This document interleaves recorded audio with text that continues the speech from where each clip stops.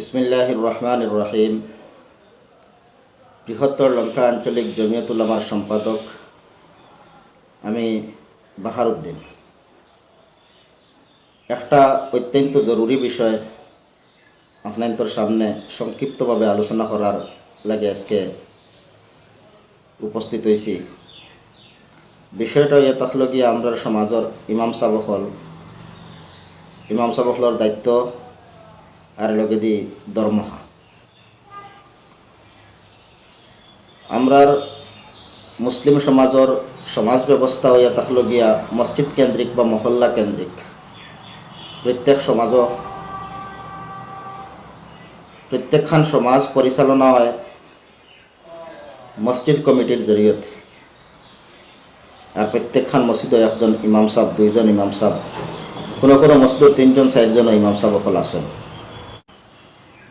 ইমাম সাহেব হলরে আমরা সমাজ থেকে যে একটা মাননী বা দরমহা দেওয়া হয় অতি নিম্নমানের। ই অতি সামান্য 4,000, 5,000, 6,000, 7,000, বেশ থেকে বেশ 8-9। আর সৎ এখান মসজিদ বাড়াইব মনে হয় যেন 10,000, 11,000 টাকা বেতন আছে। বর্তমান যে অবস্থা দুনিয়ার আর বয়বস্তুর যে ধরনের দাম, শুধুমাত্র খাবাফিয়া প্রয়োজনীয় সামগ্রী খরিদ করিয়া যদি 1 মাসে তার জীবন অতিবাহিত করতে চায় তাহলেও 15-16,000, 20,000 টাকা এগুর প্রয়োজন। লগে যদি কোনো মানুষে নিজের আউলাদরে ফুয়াফুলিন্তরে স্কুল কলেজে পড়ায় তাহলে তো বহুত টাকার দরকার। ই হালত গিয়া ই সামান্য পয়সার দ্বারা ইমাম সাহেবর বাড়ি চালানি বা নিজের সন্তান সন্ততিরে শিক্ষা দেওয়া মোটেও সম্ভব নয়। আমরা সমাজও ধনবান মানুষ আছেন, গরিবও আছেন, কিন্তু যারা ধনী মানুষ বা যারা মধ্যবিত্ত এরা যদি সারা মিলিয়া চেষ্টা করেন তাহলে ইমাম সাহেবের বেতন 15-16,000 আরামসে দিতে পারবা, কোনো অসুবিধা হইতো না। কিন্তু আমরা দুর্ভাগ্য হইয়া থাকলো গিয়া আমরা বাকি সারা খাম করতাম পারি গিয়া প্রয়োজন পড়লে 10,000, 20,000, 50,000, লাখ টাকা আমরা খরচিতাম পারি, কোনো অসুবিধা হয় না। কিন্তু মসজিদের যে একটা পঞ্চক বা যে একটা পয়সা দাঁড়িয়ে করা হয় এই পয়সাটা আমরা দিতাম পারি না। আসলতে আমরা খেয়াল নাই, গুরুত্ব নাই। গতিকে আমি আমার লঙ্কা অঞ্চলের প্রত্যেক মুসলমান সমাজের কাছে গুজারিশ আর দরখাস্ত করব, যেহেতু ডিসেম্বর মাস চলের, বছর শেষ হয়ে যাইব গিয়া 1 জানুয়ারির থেকে নতুন বছর আরম্ভ হইব। আর নতুন বছরও আবার নতুন হিসাবে ইমাম সাহেবসকল রাখা হয় বা পুরান ইমাম সাহেবরে আবার রিনিউ করা হয়। গতিকে সারায় ইমাম সাহেবসকলর খাস করে বেতনটা তোলা বাড়াইবার লাগে চেষ্টা করবা। নিজে নিজের হালতর বাই চাইবা, নিজের পরিয়ালর বাই চাইবা। আর ইমাম সাহেবসকলেও দিনের খাতিরে বহু সময় মুখ খুলিয়া মাতন না, যার কারণে আমরা সমাজের কিছু মানুষে সারায় নাই, কিছু মানুষের সুযোগ লইলে আর ইমাম সাহেবসকলের বেতন বাড়াইতে আগবাড়ি আইন না। ইয়াদ রাখবা, ইমাম সাহেব মুসলমান সমাজের প্রথমজন শিক্ষক। আপনার আউলাদর হরুতার মুখ কলিমা ফুটানেওয়ালা মানুষ ওয়া তাকলা গিয়া মসজিদের ইমাম সাহেব। ই ইমাম সাহেবে আপনার আউলাদরে মুসলমান, প্রকৃত মুসলমান হিসাবে গড়িয়া তুলতরা।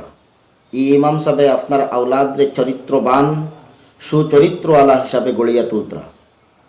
ই ইমাম সাহেবের জরিয়তে আপনার আউলাদ দুনিয়ায় তো বালা ওর শিক্ষিত ওর প্রাথমিক শিক্ষা ইমাম সাহেবের জরিয়তে ফাইয়া এর বাদে উচ্চ শিক্ষা অর্জন করার মানসিকতা ও ইমাম সাহেব তাকিন গড়িয়া যার।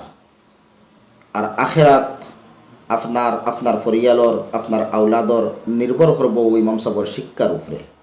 গতিকে ইমাম সাহেবসকলের অবহেলা করবা না। যতটুক পারেন ইমাম সাহেবসকলের নতুন বছর 2023 ইংরাজির নতুন বছরের জানুয়ারি মাস থেকে যে একটা বেতন দাঁড়িয়ে করবা। গুজারিশ হইয়া থাকলো গিয়া আপনারা ও পরিমাণে বেতন বৃদ্ধি করিয়া দেন যাতে ইমাম সাহেবসকলের পরিয়াল চালাইয়া নেবাত কোনো অসুবিধা হয় না। লগে দিয়া আমার সম্মানীয় ইমাম সাহেবসকলের খেদমতো গুজারিশ করমু বলে আপনারাও যদি পারেন তাহলে সাইড বিজনেস বা অন্য কোনো ধরনের পয়সা অর্জন করার খারবারের জরিয়তে আর উদালি অঞ্চল তো সেরার খারবার পুলির খারবারের ব্যবস্থা বড় সোজা হয়। গতিকে নিজে নিজের আর্থিক ব্যবস্থাও সবল করার চেষ্টা করুকা। যদি সে নিজে নিজে আমরা আগবাড়িয়া ইয়া নিজের আর্থিক ব্যবস্থারে আমরা সবল করতাম চাই না, তাহলে মানুষে আগবাড়াইয়া দিত না।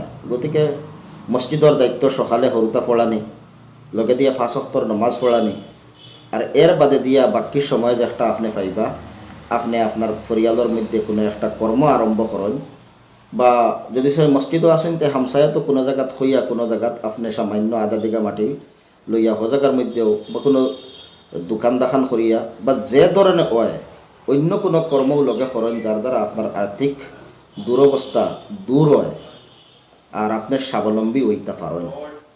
অতি প্রয়োজনীয় বস্তু সারাই গুরুত্ব দিবা। আল্লাহ তাবারক ওয়া তাআলা আমরা সারারে এই কথা অখলোর উপরে আমল করার তৌফিক দেও। আর যদি সে আমার কথাত কেউ খারাপ পায় তাহলে আল্লাহ আস্তে মাফ দিবা। ওয়া আখিরু দাওয়ানা আলহামদুলিল্লাহি।